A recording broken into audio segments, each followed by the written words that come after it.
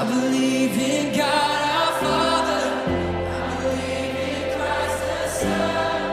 I believe in the Holy Spirit. Ketiga, nyatakanlah apa yang salah. Kalau engkau melayani, nyatakanlah apa yang salah. Yang salah itu harus bilang salah. Saudara, walaupun saya khotbah begini, bila nyatakanlah apa yang salah, tapi tidak gampang, saudara. Kenapa tidak gampang menyatakan sesuatu itu salah? Kadang-kadang kita perasaan.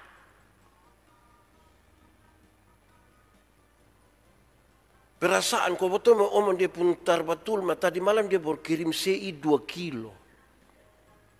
Sebegitulah dia ampak ada nomor rekening, ada mau titip sedikit, itu menurut saudara. Itu hati juga berat itu untuk sampai. Perasaan. Atau juga takut. Perasaan dan takut ini bisa buat kita untuk ya kompromi saja. Jangan sampai omong koi dunia sebeginilah.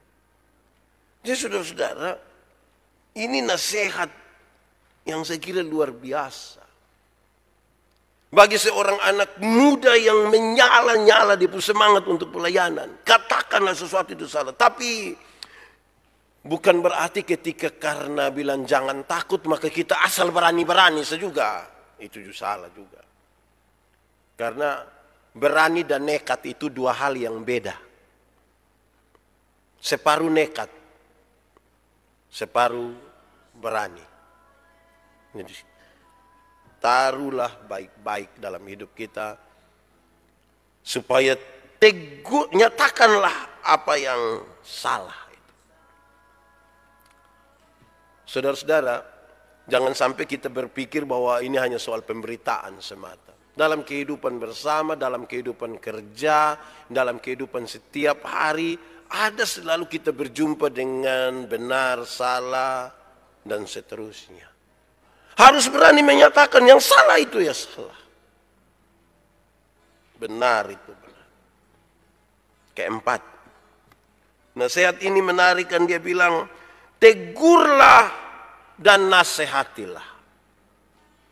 Bukan sekedar menyatakan salah.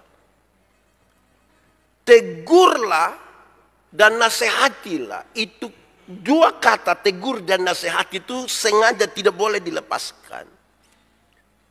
Supaya kita tidak sekedar mencerca orang punya kesalahan. Nasihati itu memberi kemungkinan untuk dia menjadi baik, menjadi lebih maju, berubah, dan kemudian baik. Tegurlah dan nasihatilah. Kadang-kadang ini kita di bagian tegur sah. Celakalah. Semua orang celaka habis, tinggal kita bilang, no, kita yang tidak celaka sendiri. Ya kasih dong jalan keluar. Supaya dia yang tadi kita sudah kasih tahu dia punya salah itu dia berubah. Tetapi itu semua dilakukan dalam kesabaran dan pengajaran. Ini juga jangan dipisahkan. Kesabaran itu mengandung dua pengertian. Satu, sabar terhadap keadaan. Ada sesuatu yang kita rindu supaya dia cepat-cepat. Tapi ini keadaan bilang jangan, biar agak lam-lam sedikit. Tapi yang kedua, sabar terhadap seseorang pada orang. Kan tidak semua orang, anak 5 dalam rumah kita bilang bangun tidur 2:30 pagi mau pergi sekolah. 5 ini bisa 2 bangun pas 2:30. Bisa ada just 2:30 sore baru dia bangun. Karena itu sabar. Kita lagi berhadapan. Dan pengajaran. Bukan intimidasi, pengajaran. Ini serius saudara-saudara. Awal-awal ketika kita mengajar sekolah minggu, saya membayangkan berjumpa dengan orang tua, berjumpa dengan waktu kami masih mahasiswa dulu, saya membayangkan bahwa metode-metode feodal, paternalistis itu terlalu kuat.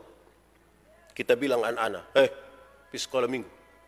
Terusin anak bilang, pergi sekolah minggu supaya anak kecil saya suruh pergi sekolah minggu, tanya lagi.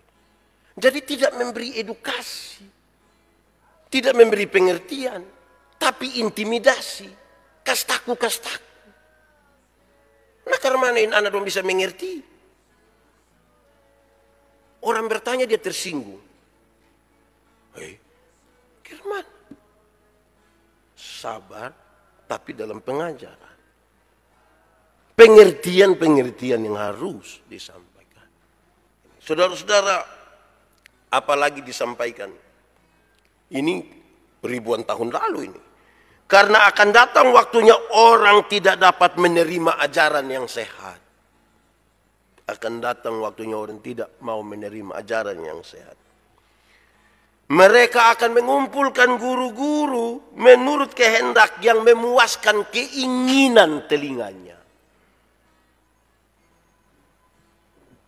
Akan datang waktunya. Saya kira di waktu justru datang ini. Saya kadang-kadang tanya orang yang undang saya, Pak Pendeta kita undang supaya biar kok kita ketawa-ketawa. Kalau mau ketawa-ketawa undang Sule. Kenapa undang saya? Jadi untuk memuaskan telinga ini, dia pun mau ini. Belum lagi kalau dia ada masalah dan tetangga di sebelah situ, dia bikin ibadah di samping rumah, baru dia bilang, Pak, taruh Pak. Tadi son berani keluar dari rumah, Pak. Ini kita sudah bikin apa ini?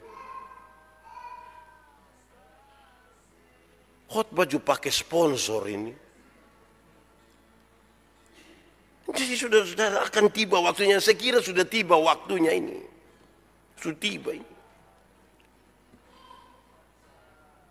Ada yang sangat keras menegur kesalahan tanpa memberi pengajaran.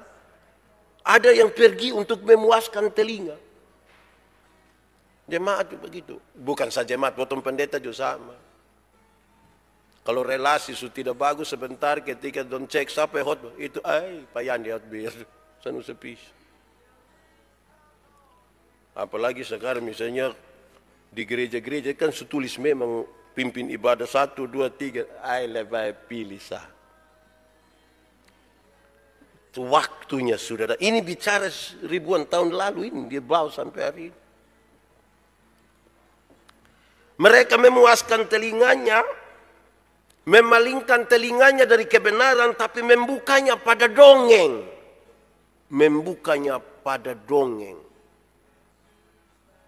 Kancil dan buaya. Kupu-kupu yang lucu. Monyet bersahabat dengan ikan. Dongeng-dongeng ini yang kita. Kebenaran mulai kita kesampingkan. Saya tidak ingin mengatakan bahwa Pak Pendeta, nah kalau begitu kenapa kok pakai ilustrasi? Itu semua harus diletakkan pada menegaskan pesan dari kebenaran yang sesungguhnya. Bukan ikut kita pun mau. Bukan juga ikut orang pun mau. Ikut yang Alkitab pun mau. Bukan ikut perasaan punya mau. I believe in God our Father. I believe in Christ the Son. I believe in the Holy Spirit.